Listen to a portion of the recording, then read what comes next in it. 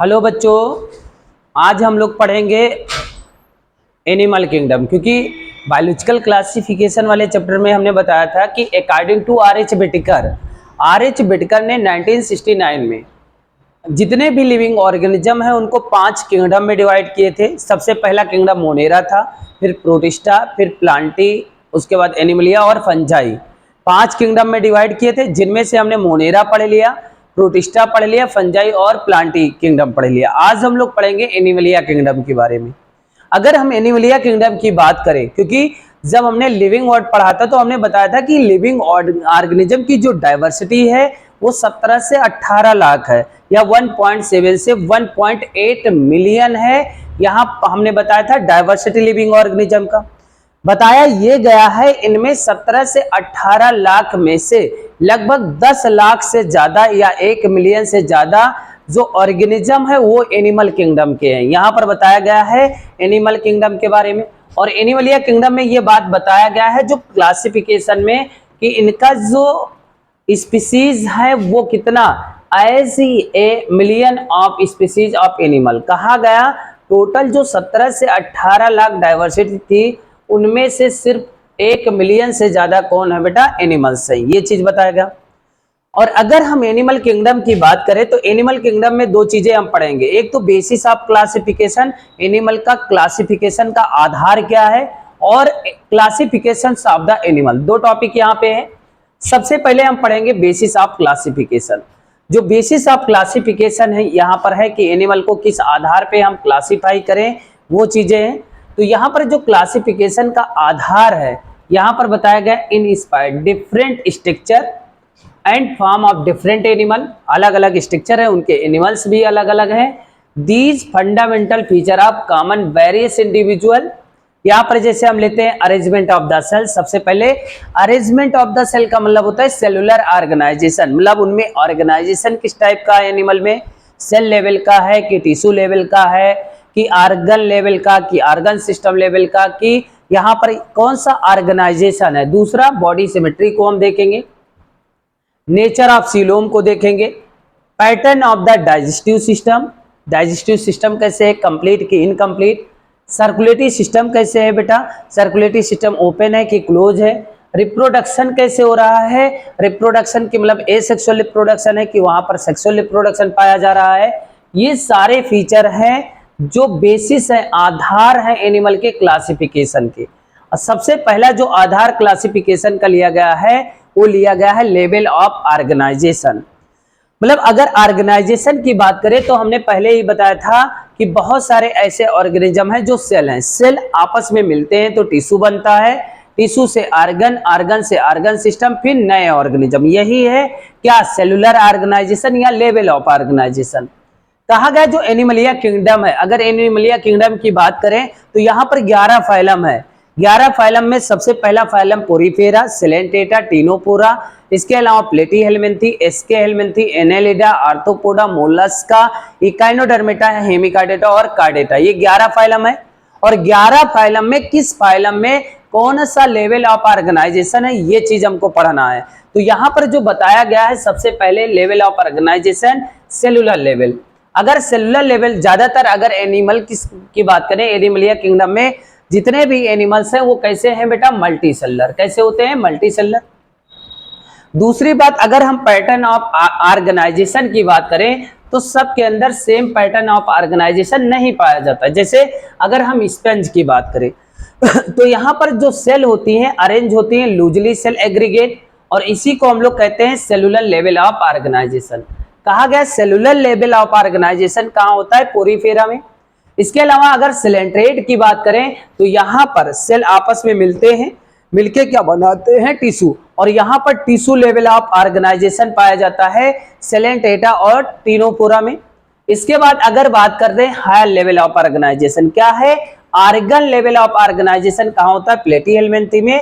और प्लेटी हेलमिंथी के ऊपर जो भी फाइलम है जैसे कि एस्के हेलमिंथी, इसके अलावा Annelida, Arthropoda, Mollusca, Echinodermata, Hemichordata और कार्डेटा, इनमें क्या होता है, organ level of body organisation पाया जाता है। ये चीज यहाँ पर बताएगा। दूसरी बात अगर हम बात करते हैं यहाँ पे, उसके बाद अगर हम बात करते हैं ऑर्गन सिस्टम लेवल, हमने बताया आर्गन लेवल कहाँ है, प्लेटी हेलमिंथी में। इसके बाद अगर हम बात करते हैं जो organ system level of organisation है, बहुत सारे एनिमल में अलग अलग आर्गन सिस्टम होते हैं। जैसे यहाँ पर बताया गया organ is the different group of the animal exhibit different pattern of complexity. जैसे डाइजेस्टिव सिस्टम की बात करें यहाँ पर प्लेटी हेलमिंथी में ओनली वंस, यहाँ पर अगर डाइजेस्टिव सिस्टम की बात करें तो दो टाइप के हैं, एक तो कंप्लीट डाइजेस्टिव सिस्टम और एक incomplete digestive system. Complete digestive system उसको कहते हैं जिनमें एलिमेंट्री कैनाल या सिंगल ओपनिंग होता है, मतलब माउथ और एनस एक ही ओपनिंग रिप्रेजेंट करे, उसको इनकम्प्लीट डाइजेस्टिव सिस्टम कहा जाता है। और कंप्लीट डाइजेस्टिव सिस्टम उसको कहते हैं जिनमें एनस की ओपनिंग अलग हो और माउथ की ओपनिंग अलग हो, तो उसको हम लोग कहते हैं क्या, complete digestive system. Complete digestive system पाया जाना शुरू हुआ था एस्के हेलमिंथी से कार्डेटा तक।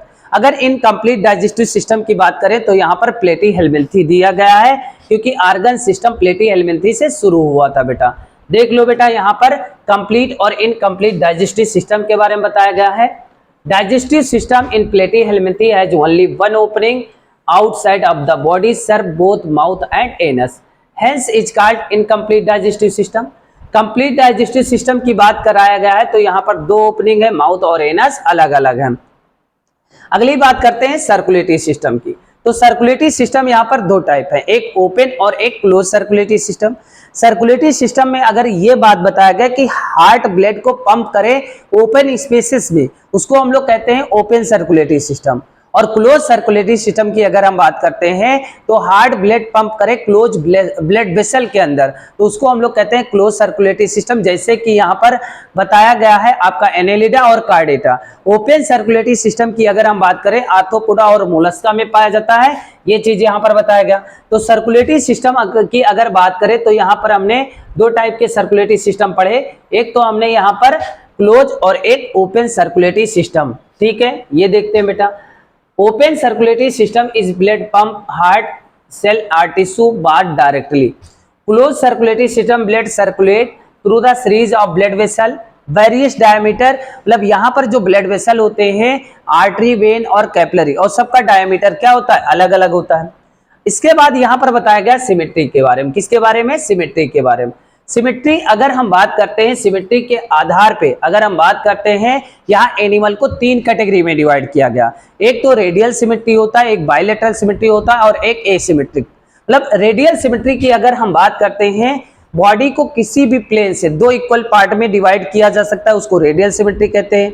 और बायलैटरल सिमेट्री का मतलब ये होता है बॉडी को सिर्फ एक ही प्लेन से दो इक्वल पार्ट में डिवाइड किया जाए, और वो भी वर्टिकल प्लेन होना चाहिए, उसको बायलैटरल सिमेट्री कहा जाता है। और अगर एसिमेट्रिक की बात करें तो किसी भी प्लेन से अगर उसको कट किया जाए दो इक्वल पार्ट में डिवाइड ना हो, एग्जाम्पल है स्पॉन्जेस। अगर हम रेडियल सिमेट्री की बात करते हैं तो यहाँ पर सिलेंटेटा और टीनोपोरा है।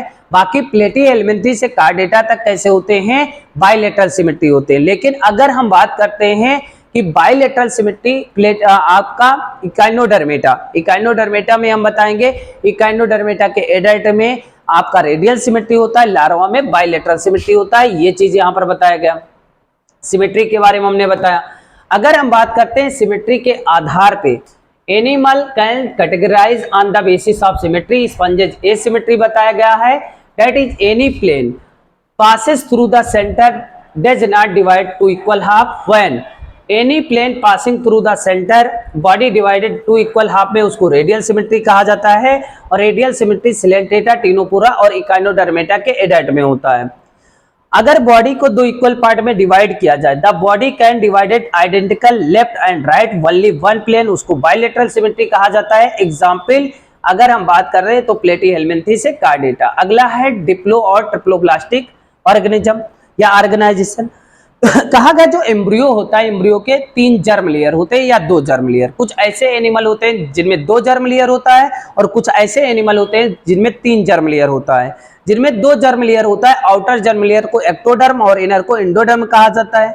और ये होता है सिलेंटेटा और टीनोपोरा में। सिलेंटेटा और टिनोफोरा के जो मेंबर होते हैं वो डिप्लोब्लास्टिक होते हैं और इनके बीच में एक अनडिफरेंशिएटेड लेयर होती है जिसको मीजोग्लिया कहा जाता है। लेकिन कहा गया अगर आउटर और इनर के बीच में एक और जर्म लेयर होती है जिसको हम लोग मीजोडर्म लेयर कहते हैं और इसको कहा जाता है ट्रिप्लोब्लास्टिक एनिमल। और ट्रिप्लोब्लास्टिक एनिमल प्लेटीहेल्मिन्थी से कार्डेटा तक होते हैं। देखो बेटा, एनिमल हुई cell arrange in two embryonic layer, external ectoderm, internal endoderm, diploblastic animal Coelenterata और Ctenophora, and undifferentiated layer mesoglea present between the ecto और एंडोडर्म। मतलब एक्टो और एंडोडर्म के बीच में अनडिफरेंशिएटेड लेयर होती है जिसको हम लोग कहते हैं मीजोग्लिया।